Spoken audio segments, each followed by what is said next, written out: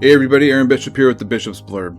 If you haven't figured it out by now, one of my pet peeves is the tendency of many people to engage in what I call soundbite theology. If you don't know what soundbite theology is, I have 4 previous videos already up describing what soundbite theology is. And because soundbite theology is such a common issue, I'm going through some of the most commonly misquoted, misunderstood, and misused passages of the Bible to help us to see if there's some context that we can discover to better inform us of the meaning of these passages. And when examining context, there are several levels that should be looked for to determine if the context allows for a particular interpretation of the passage. Now, I've already looked at the immediate context of the passage, the surrounding text, which helps to determine the meaning of the passage. We've gone through and looked at when authors quote other places from the Bible, and using the context of that other passage and importing it into the current passage to better understand what's being said in the current passage. We've looked at how the historical context can shift our understanding of a verse when we understand what was happening in the world around the author. And in the last video, we looked at how the entirety of the works of an author can help us to determine the meaning of a passage as part of the context. Well, let's start to put some of these various forms of context together, and let's tackle a passage that can lead to some really false interpretations. Matthew 5:38 through 40 says, "You have heard it said, an eye for an eye and a tooth for a tooth, but I tell you, do not resist the one who is evil.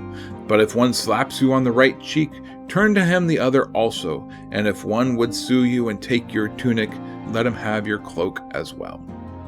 This passage is often turned into support for non-violence in all situations.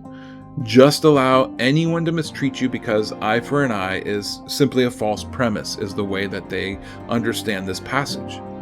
This leaves Jesus actually overturning something that God had said previously. It leaves Jesus saying that eye for an eye is not a legitimate principle, even though it was repeated on 3 separate occasions in the Torah. At least that's how this verse is often treated. But is this what's happening here? Well, let's look at these other instances and let's see if this is possibly true. The first time that we see an eye for an eye passage is in Exodus 21:24 through 25. Let's look at the immediate context of this passage. Eye for eye, tooth for tooth, hand for hand, foot for foot, burn for burn, wound for wound, stripe for stripe. When a man strikes the eye of his slave, male or female, and destroys it, he shall let the slave go because of his eye. If he knocks out the tooth of his slave, male or female, he shall let the slave go because of his tooth. Now, this first instant, it reveals something extremely important about this command of the Torah. It is not a literal command. Eye for eye, tooth for tooth. But then, if you knock out the eye of the slave, he gets freedom. He doesn't get to poke your eye out. And the same for a tooth. If you knock out his tooth, it's not that he gets to knock your tooth out. But wait, the command above just said that we are to take an eye for an eye, not freedom for an eye. Now, this is extremely important because it shows that this command is not to be taken literally. If someone pokes out the eye, poke out their eye in return. Rather, it's speaking of if someone harms a person bodily, make sure that there is just compensation for the victim.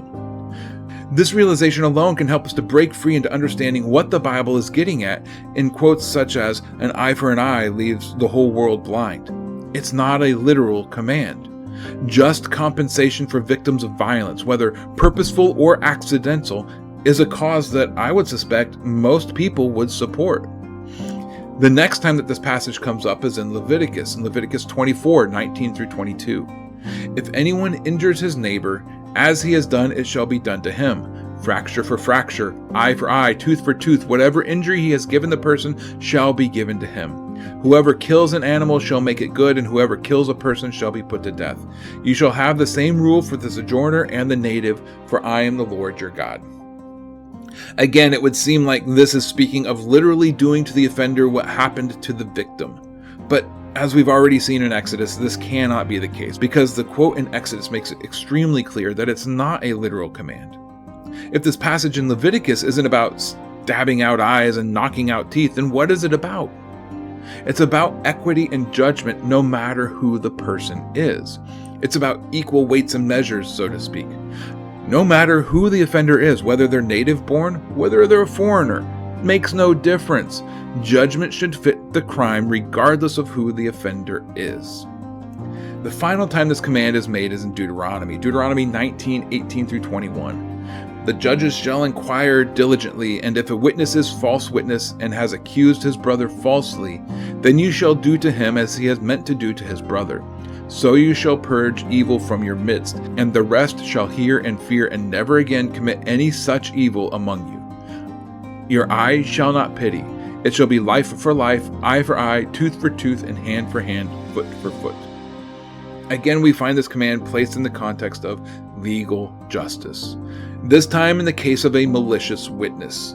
If someone makes an accusation against another person, and this accusation then turns out to be false, then the one who's making the accusation should suffer the punishment that would have been given to the accused if they had been found guilty. Again, just weights and measures being practiced in judgment, in legal cases. So when we turn back to Jesus' statement on this passage, what do we find? Well, what case does he offer? Well, for this bit of context, we need a little bit of cultural context now, so we're going to add in some of that historical context. He says, if someone slaps you on your right cheek. If someone slaps you on your right cheek, which hand are they slapping you with? Their left hand. This is not an attack. This is not a threat on you. This is a shaming gesture.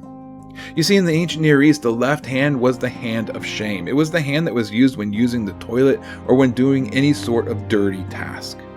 So when you're struck on the right cheek, you're being struck by the hand of shame. The offender is attempting to shame the recipient in such a blow. Now, what about the next passage with the garments? It gets lost in many translations, but the piece of clothing that's being sued for was the inner garment. Again, ancient Near East context is important. Most people at the time had at most 2 to 3 suits of clothing. They would wear an inner garment that would be on basically all the time and then throw on outer garments over that inner garment.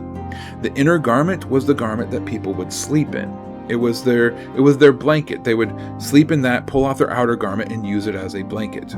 So if someone comes to you and they're suing you for your inner garment, what are they trying to do? Again, they're trying to shame you. Being compelled to carry something a mile? Again, the recipient of such a command would be seen as a slave. It would be, I am setting you as less than me. I am lifting myself up. In this passage in Matthew 5, Jesus is not teaching against self-defense.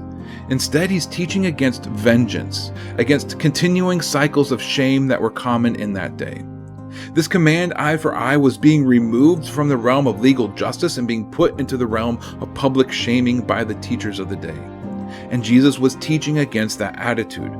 Rather than personal vengeance or public shaming, bear the shame was Jesus' message.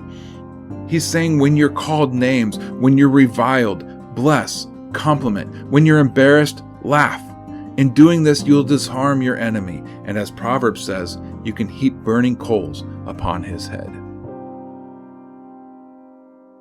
As I'm going through this series on context, I have a question for you.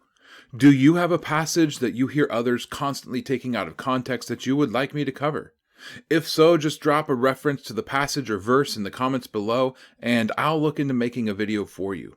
And while you're at it, comment, like, share this video. You know how the internet works. If you appreciate the work that I put into this channel and its content, then spread the love and let me know about it.